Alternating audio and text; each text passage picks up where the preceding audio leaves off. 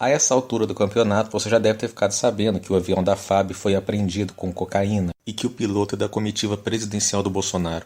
E é claro, né, qualquer coisa que aconteça com o Bolsonaro, a esquerda vai se aproveitar, assim como se fosse o Lula, o Ciro Gomes ou alguma outra personalidade da esquerda, qualquer coisa que acontecesse de ruim, a direita também ia se aproveitar, é uma questão política. Bom, isso é problema do Bolsonaro, né? Nós não temos nada a ver com isso, né? Certo? Errado. A narrativa que a esquerda faz em relação ao tráfico de drogas, e principalmente nesses casos que envolvem avião, helicóptero, alguém com poder ou então um militar, algum político de direita, nesse tipo de situação, impacta diretamente na sua vida. Primeiramente, qual que é a ideologia da esquerda na segurança pública? É o ultra-antipunitivismo. É toda a ideia de que o crime tem que ser combatido com educação, que prisão só piora, que as penas não devem ser duras, pena de morte não deve existir, prisão perpétua, se possível, também não, maioridade penal tem que ser mantida, progressão de pena também, ainda para alguns crimes hediondos. Ultra-antipunitivismo. Perceba que eu falei, ainda para os crimes hediondos. Maioridade penal tem que ser mantida, ainda para os crimes hediondos. Isso é ultra-antipunitivismo. Se fosse só, maioridade penal tem que ser mantida para crimes em geral, mas devemos abrir uma exceção para os hediondos, progressão de pena tem que ser mantida menos para os crimes hediondos, se fosse essa situação, aí a gente poderia falar de antipunitivismo, normal. Mas a esquerda como um todo, principalmente a extrema esquerda, costuma ser ultra-antipunitivismo. Ah, mas isso é garantismo. Não, não, não, não. Garantismo e antipunitivismo são coisas totalmente diferentes. Inclusive, é totalmente possível você ser ultra-antipunitivista e não garantista ao mesmo tempo. E diga-se de passagem, isso é extremamente comum. Quando o acusado é um policial, um político conservador, é bem comum que antipunitivistas sejam nada garantistas, sejam inquisicionistas. Nós já vamos falar sobre isso. Esse é o discurso ideológico que eles fazem. Mas no caso do tráfico de drogas, a narrativa começa a mudar. De forma geral, ela até defende um discurso legítimo de que os usuários e os pequenos traficantes não deveriam ser tão criminalizados, fazem críticas à política antidrogas, que não são características antipunitivistas, sabe? Que não é antipunitivismo. Você pode muito bem ser punitivista e ter críticas à política de drogas. Mas quando o envolvido em drogas é um político famoso, principalmente um político de direita, ou conservador, ou liberal, pode ser o Aécio, pode ser o Bolsonaro, pode ser o Perella, pode ser qualquer um que se encaixe nesse padrão. A esquerda e a extrema esquerda vão fazer de tudo para colocar a pessoa como culpada. Essa pessoa tem que ser culpada. Esse é um dos vários exemplos de como o antipunitivismo não implica necessariamente em garantismo, como dito anteriormente. Mas por quê? Ah, é só para demonizar conservadores, políticos de direita? Não é só isso. Eu disse antes que o discurso que ela faz, que a narrativa que ela faz, impacta na sua vida. Se fosse só isso, se estivessem apenas demonizando políticos adversários, isso não influenciaria tanto na sua vida. Mas influencia. Por quê? O que a esquerda vai fazer agora com o caso Bolsonaro é uma continuação do que ela fez no caso Perella. Conhece o caso Perella? Se escreve com 2 R's, então seria Perrella. Mas eu já vi até jornalistas chamando ele de Perella, então eu acho mais fácil de pronunciar. Um senador, o piloto dele foi pego com uma grande quantidade de cocaína no helicóptero. Como o Perella era amigo do Aécio Neves, e o Aécio Neves era o principal político de centro-direita, era o principal adversário da esquerda na época, ela começou a focar muito nisso. Começou a falar muito do Perella. Você já deve ter visto aí várias vezes as pessoas fazendo referência a esse caso para poder atacar o Aécio Neves, mas teve um outro motivo.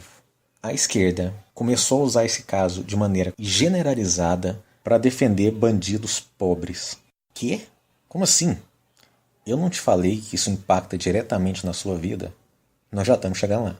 Em várias situações onde se falava em aumentar as penas, punir adequadamente os bandidos, punitivismo de forma geral, ela usava esse caso Perella para dizer: ah, mas será que vão pegar pesado também com os bandidos ricos, os que vendem cocaína em helicóptero? Ela começou a usar isso repetidamente.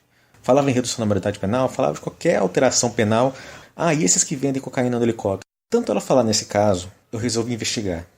É óbvio que isso não justifica nada. Você não pode justificar a impunidade do pobre com a impunidade do rico.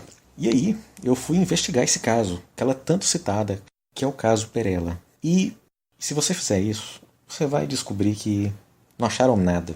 Toda a investigação do Ministério Público levou a crer que aquilo ali foi feito de maneira autônoma pelo piloto. Que o Perella não sabia. Mas a esquerda jamais aceitou isso. Ela continuou citando esse caso inúmeras e inúmeras vezes, tanto para atingir o Aécio Neves, quanto para poder utilizar para justificar o seu discurso antipunitivista. O que aconteceu? Perella teve a sua carreira destruída. De tanto ela falar nisso, por motivos políticos, por motivos ideológicos, destruíram a carreira do cara sem provas. Ele abandonou a política. Ele está trabalhando agora no Cruzeiro, no Conselho Deliberativo, está mexendo com futebol. Isso é interessante, na investigação do Aécio, quando grampearam ele, pegaram um telefonema entre ele e o Perella tava muito puto, tipo assim, cara, eu não acredito, até hoje ficam citando aquele negócio do helicóptero. Tem que separar o jogo do trigo. Foi uma maneira que eu encontrei, de rebater aquelas coisas que você falou de mim do helicóptero até hoje, certo? Mas eu quis dar uma situação muito mais no meu Twitter, onde as pessoas me agridem 24 horas para aquele negócio que você sabe. Que é sacanagem que fizeram comigo. Mal sabia o Zé Perella que o interesse ali era ideológico. Para poder fazer esse discurso, para poder manter esse discurso de que os pobres e os negros são presos enquanto os ricos são soltos, continuaram citando esse caso de maneira repetida. Ah, você conhece ele? Você é amigo dele? Não, meu amigo. Ele foi político por um bom tempo. Ele, assim como a maioria dos políticos brasileiros, enfrenta processos na justiça, é investigado. Não coloca a minha mão no fogo por ninguém, muito menos por um político tradicional como é o Zé Perella. Mas foi isso. Detonaram com a carreira do cara, sem provas nesse processo, por motivos ideológicos. Ah, mas e o Aécio? Ora, se não tinha prova contra o Zé Perella, imagina o Aécio, que conseguiram relacionar ali. Ficavam citando como amigo do Zé Perella, dizendo que o Aécio tinha um aeroporto lá perto, e diziam que o Aécio também era traficante. Isso foi engraçado, porque inicialmente estavam dizendo que ele é usuário, o que muito provavelmente é verdade. Isso aí é um fato notório na região ali de Belo Horizonte há um bom tempo. Mas aí, com o tempo, resolveram promover ele para traficante, relacionando com isso. Passaram a chamar o Aécio de traficante. E esse era o interesse mesmo. O motivo que estavam utilizando o caso Zé Perella era para atingir o Aécio. E novamente, eu não falei que isso ia influenciar na sua vida? Quando alguém tentava aumentar as punições, fazia discursos contra criminosos, qual que era a reação da esquerda e da extrema esquerda? Ah, mas e o Aécio traficante?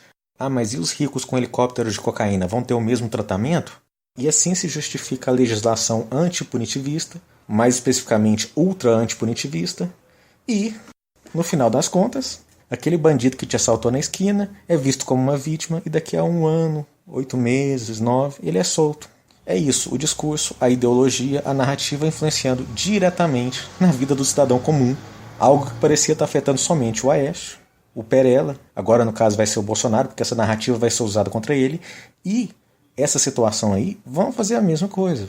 Já estão fazendo, estão tentando interpretar de todas as maneiras possíveis para considerar que o presidente apoia o tráfico de drogas, que o presidente sabia que estavam transportando drogas no avião que ele usa, para manter esse mesmo discurso. Agora vão trocar o Zé Perella, Aécio por Bolsonaro.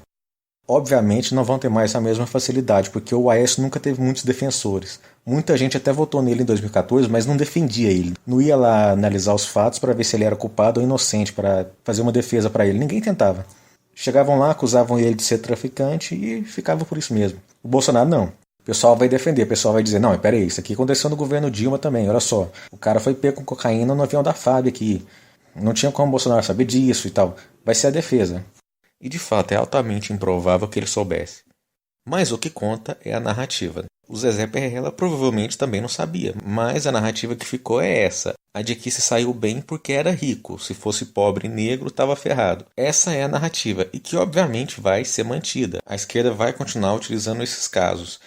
E também no caso dos 80 tiros, que ela já vem utilizando há um bom tempo. Tudo que eu estou falando aqui para o caso do Zé Perella, ou Perella, como eu tenho dito, também vale para o caso dos 80 tiros. Ah, e essa lei anticrime aí vai valer para o militar que dá 80 tiros? Que na verdade foi bem mais de 80, foi uma ação bem desastrada. Ou seja, a mesma coisa, envolve militar. Quando envolve político conservador, militar, não muda muita coisa não. O comportamento da esquerda é bem semelhante. E nem precisa ser militar, basta ser autoridade de segurança. Pode ser até guarda municipal.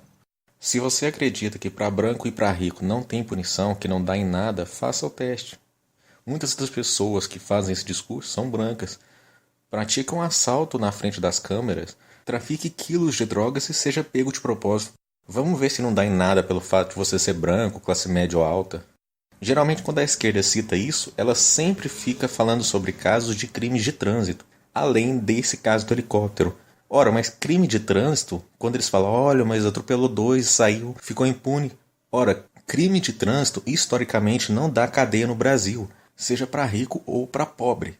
Teve uma pesquisa há alguns anos no Piauí, eles foram estimar quantas pessoas que estavam presas por causa de crime de trânsito. Acredite se quiser, zero.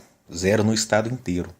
Então é fácil ficar citando casos de pessoas de classe média que beberam, dirigiram, atropelaram alguém e saíram impunes. Ora, isso acontece também com os pobres. Isso está começando a mudar. De uns anos para cá, nesses casos mais escabrosos, se considera como homicídio com dolo eventual ao invés de homicídio culposo. Só que essa mudança é a passos lentos. Essa pesquisa do Piauí foi há poucos anos atrás. A narrativa do helicóptero de cocaína, vamos dizer assim, ela costuma vir acompanhada por um discurso bem conspiratório. E diga-se de passagem, a esquerda tem muitas teorias conspiratórias na área da segurança pública. Mas de que discurso que eu estou falando agora? Você já deve ter ouvido isso. Você acha que o problema das drogas está nas favelas? Não. São os grandes empresários, estão aí nos aviões. Aí começam a falar da política, não, é gente bem graúda, e esses sim são os verdadeiros traficantes. É esses que a polícia deveria bater na porta, e não do pobre na favela. É um discurso, obviamente, de quem não sabe nada de rota do tráfico. Às vezes sabe, mas é mal intencionado. Aí pegam o bonde no Tropa de Elite 2, que foi um negócio meio panfletário, meio pessoalista, porque coloca ali a milícia como algo que provavelmente está a nível de governo estadual, sendo que a milícia ela costuma se restringir mais a nível municipal, ali com vereadores, dificilmente conseguem eleger um prefeito, mas o filme Tropa de Elite 2 precisava mostrar algo maior, algo mais grandioso, e foi lá e colocou a milícia envolvida até mesmo no governo estadual. Ah, mas por que você está dizendo que não pode estar no estadual, a nível federal? Por vários motivos. Isso vale tanto para o tráfico quanto para a milícia. Mas um dos principais motivos é que é uma atividade de alto risco.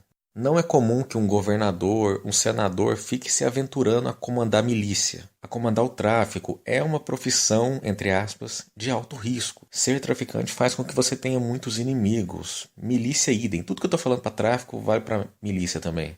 É um negócio que deixa muitos rastros. Se fosse verdade que grande parte dos políticos a nível federal estivesse envolvido com esse tipo de coisa, você teria rastros.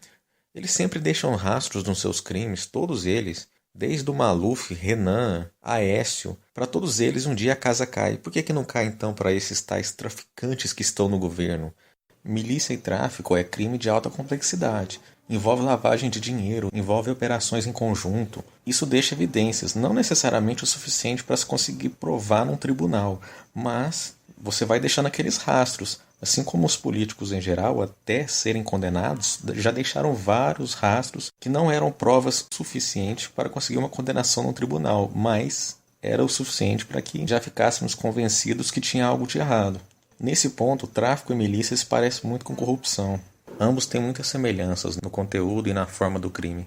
Mas isso é uma bobagem. Quem costuma se envolver com milícia geralmente são políticos a nível municipal, vereadores, às vezes deputados estaduais. Fora disso, isso aí é esquizofrenia da esquerda para poder passar a mão na cabeça do traficante da favela. E olha que eu nem sou a favor de que se pegue pesado necessariamente com o traficante da favela, não.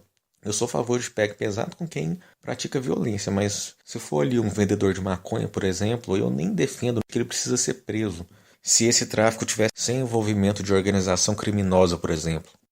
Porém, a esquerda costuma ser ultra antipunitivista, e não apenas antipunitivista. Esse discurso não beneficia apenas o pequeno traficante. E diga-se de passagem, alguns deles nem acreditam no que dizem, nem acham que o Zezé Perella realmente era um traficante, que os principais traficantes do Brasil são grandes empresários políticos, que o Bolsonaro é um traficante miliciano. Muitas vezes nem acreditam nisso, simplesmente usam isso como discurso político, assim como usavam aquele discurso de que ele ia implantar o fascismo no Brasil, que se o Bolsonaro ganhasse, os homossexuais iriam sofrer, seriam assassinados. Muitas pessoas acreditavam nisso, mas tem sempre os espertos ali que usam isso como um discurso político para conseguir apoio. E fazem a mesma coisa na segurança pública. Utilizam essa retórica para conseguir convencer pessoas.